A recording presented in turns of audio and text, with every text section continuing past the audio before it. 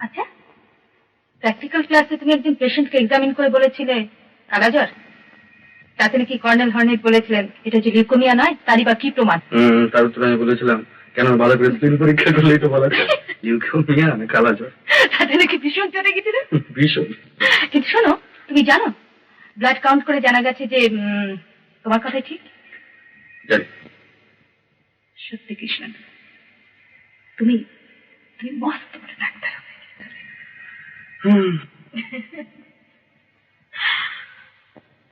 চলো। কোথায় যাবে না? কোথায় যাবো? যাবে না? কোথায় যাবো? তোমার রেজাল্ট বেরোচ্ছে আজকে। পরীক্ষার রেজাল্ট? হ্যাঁ।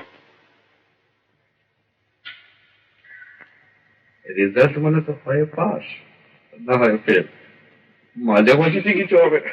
বুঝেছি, তুমি যাবে না। তুমি যাও প্লিজ প্লিজ কৃষ্ণ। লক্ষ্মী, তুমি যাও। যাবে না? চলো না। বাবা, আমি যাচ্ছি না।